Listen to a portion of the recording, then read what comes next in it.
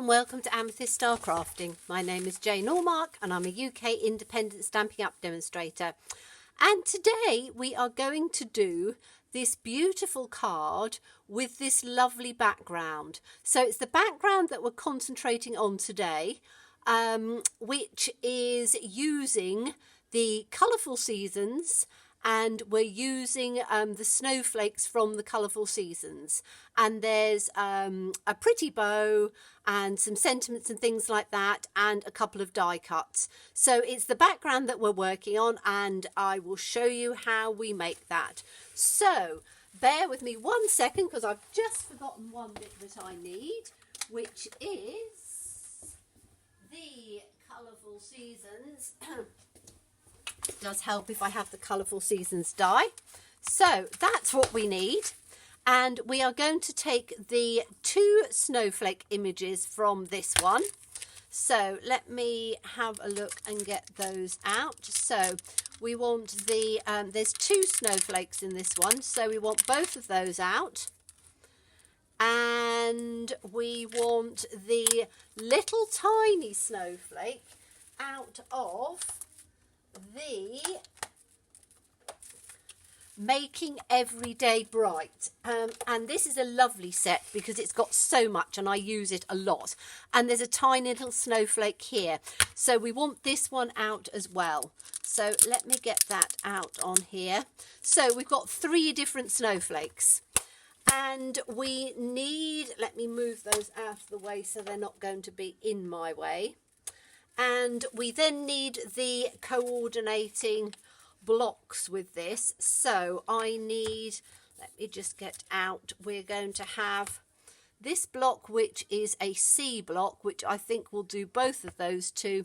And then we're going to just have the tiny little block, which is the little A block for the tiny one. So 2 blocks, and we need our embossing buddy, and we're going to do some embossing as well. So the first thing we need to do is, let's move these dies just out of the way so I'm then not going to be getting them in on my hands. I've put this on a clear acrylic block. You do need to protect your work surface because we're going to do some sponging. So the first colour, we're going to get some colours in blues out. So let me just get some of the blues. We're going to be using Night of Navy, Pacific Point, Coastal Cabana and Pool Party.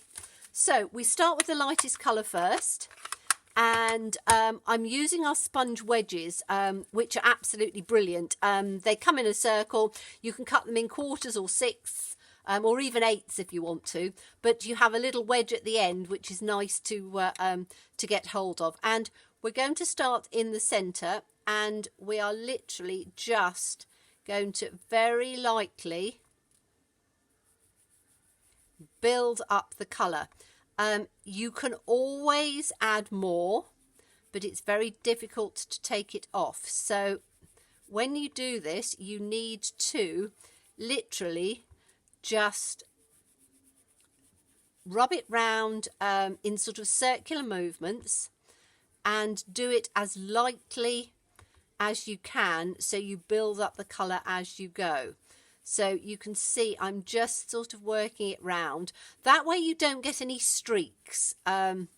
It's very easy to get blobs and things, but if you work lightly and just build up the colour as you go, in little circular movements, you don't tend to get the streaks that you can sometimes get. So that's what we're going to do with the Pool Party. And then let's that there. Then we're going to take the Coastal Cabana, and any different shades of blue that you've got. So the Coastal Cabana is going to be a little bit darker. So again, you can see I'm just tapping it first and then starting to work round, because if you ink it up and blob it on straight away, you can get some nasty sort of ridges and things going on, and we want to just do this as neatly as we can without getting the blobs on. The sponge is fairly forgiving, so I work with sponge daubers a lot, but for this sort of technique Sponge daubers can give you those sort of little circular rings, which we don't always want. So that's the, what was it, Coastal Cabana, which I'm always calling Calypso Coral because it's 2 C's, but it's Coastal Cabana, which is the blue. And then we're going to use Pacific Point. And let me take this one for the Pacific Point. And we're going to work from the outside on this. And again, just start working our way in. So working from the outside and working our way in. What we want to do is to blend all of these colours in together. And we are going to end up with a lighter portion in the centre and then a darker portion on the outside. So you can bring your sponge in, as you can see, from the outside into the centre part. You can turn it around as you go. So take it from the outside and just sort of move it in. It's quite good doing it on, I'm using one of the Big Shot plates because it gives you that sort of smooth part to be able to work from the outside in. And you need that sort of smoothness so that you can then, as I say, work it from the outside in. And again, you can see we're covering the other colours, just leaving the very centre in the pool party. And it's all about blending the colours so you get sort of a night sky scene, but in different tones rather than being just in one tone if you just used cardstock. Okay, so now we are going to use the darkest colour, which is our Night of Navy. And on this one, we are going to work right onto the outside. So literally right into the outside and bringing it round. You can bring it in a little bit because, again, what you're wanting to do is to create a really nice sky, which, as I say, is very light in the centre and then goes out to be quite dark just right round on the edge. So, again, working from the outside in, just going all the way round. Pick up some of this ink if you want and just blend it through. Nice squeaky noises from the sponge. You can go back through on the areas that you want to just have a little bit more intensity, and then, as I say, fade it in as you go.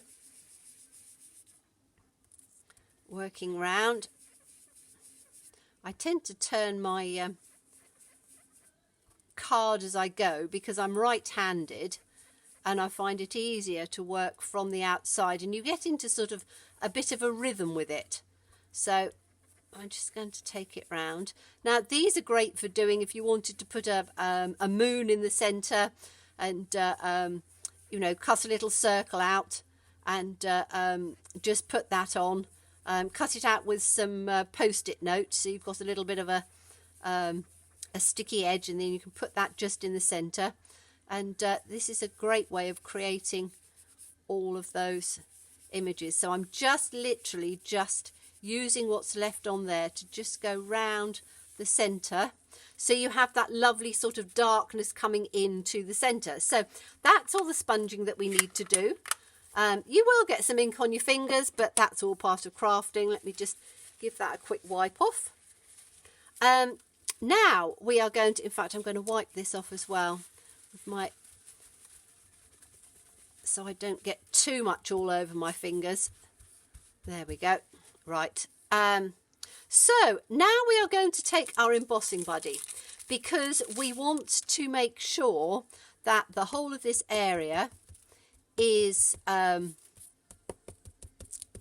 completely sort of lint finger free, because when we're embossing, we want it to be a smooth surface, or quite a matted surface, which the embossing buddy helps to do. You can see me tapping it because it contains, I don't know, probably some sort of floury substance, corn flour or something like that. But you need to do it very well because obviously the ink hasn't had a huge amount of time to dry on this. Normally I'd leave it for a few seconds to dry. So we are then going to take our Versamark, which is a sort of a clear sticky substance, and we're going to take our largest snowflake first and ink it up quite well.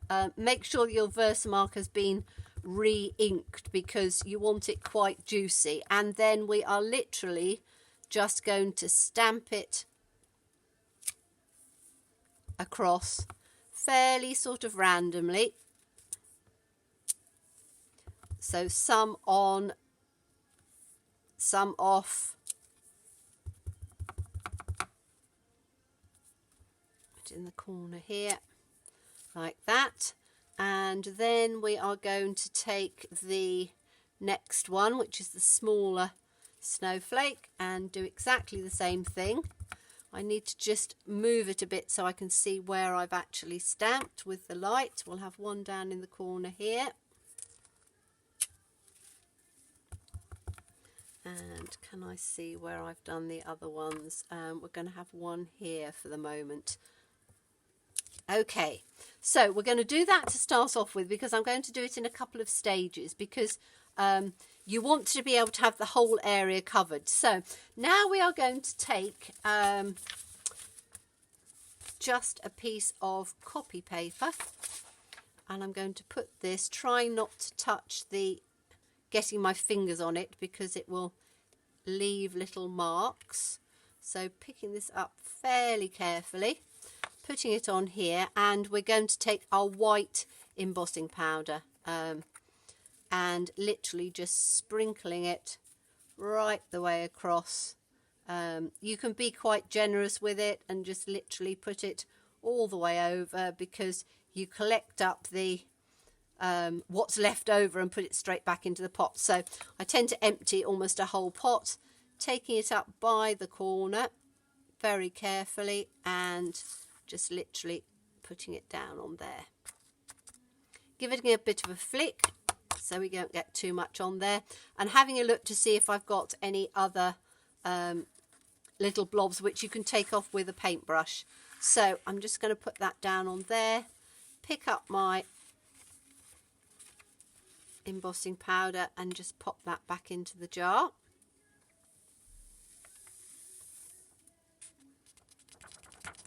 Like that. Put that to one side, pop the lid on so I don't throw it everywhere. If you don't put the lid on, you can guarantee that you're going to throw it onto everything. And then I'm going to move this out of the way because I don't want that warped, and just put this on this side, and taking my heat tool on the strongest setting, and what I do is I always leave it just for a second or two so it starts to heat up first, because what you don't want is to put it on cold because your paper will warp far easier. So excusing the noise, but you're just going to move this in on here, and you can see it starts to turn. And when you use your heat gun, keep it in the same position. Don't waft it about everywhere, but just move it onto the area that you want. Hold it steady and move it round very slowly. If you waft it, it doesn't heat all of the area. You want a concentrated heat, and just move it round.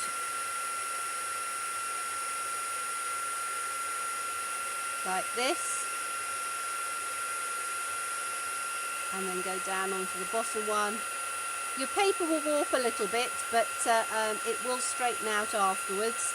I'll show you a very quick tip of how to straighten it out. So let's do this one in the corner.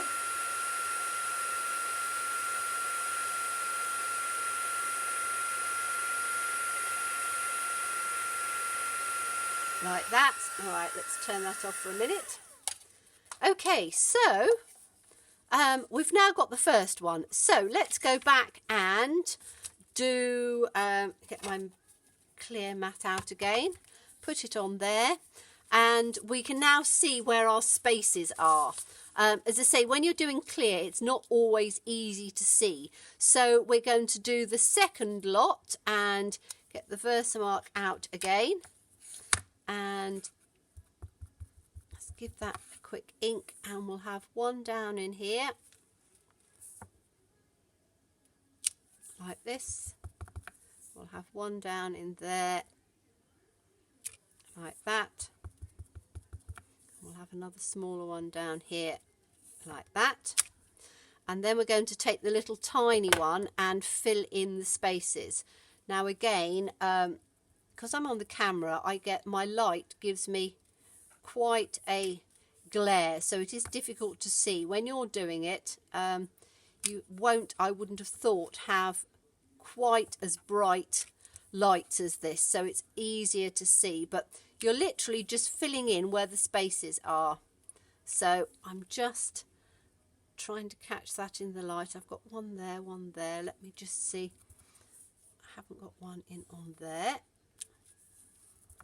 And we'll go round. It's really nice using several different snowflake shapes, because then you can, can't see how far I've got. Let's try and get that in the light. Oh, we could do with one up on here, I think. So we'll do that for now and see what that looks like. So we're going to repeat exactly the same process. So let's get our scrap paper out, which is here.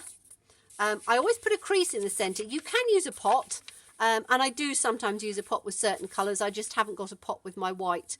So I just fold a piece of copy paper in half, and then you can catch it in that ridge afterwards. So again, we're just going right the way across and picking it up from the corner again and tapping it off, and we can see, yes, that looks lovely. Give it a little, take it from the other side, give it a little tap because that gets the excess off, and then just get our little pieces back in on here and put that back carefully in the pot. You can see embossing powder lasts forever and ever and ever. A little tiny pot you can use again and again and again and again, and it really is something that makes such a difference on cards. So let's put this down this way again, put our little piece back, take our heat gun, excuse the noise, and we'll go and we'll finish off these little bits on here. So the heat gun should be nice and warm now. So again, just hold it on top, and you can see it just melts that powder and turns it into a glorious, lovely white.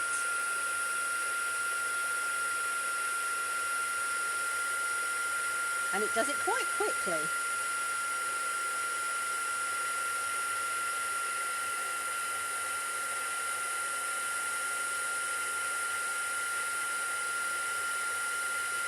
So nearly done. Last little one up here. There we go. Let's pop that back down on there, and then we can get this out of the way. I would probably do one or two more in those little spaces there, but if I sort of turn it round, which way would I have it up? Let's have it that way, I think. As I say, you can fill it in as much as you want. And then what I did, let me just go back to the original card. It's all about the matting. So this is a 4-inch square. I then cut another piece of Whisper White, 1/4 of an inch wider. So that's 4 1/4 inches. Then I cut a blue base, which was 4 1/2 inches. Then I took it a whole inch out, because what I wanted to do was to do a little bit of embossing on the background. A little ribbon across, and then I die cut 2 of the snowflakes out with a sentiment. But you can see how it makes an absolutely beautiful card with a really lovely background, just by heat embossing and doing some sponging to start off with. So thank you so much for watching me, and I do look forward to seeing you again. Bye bye.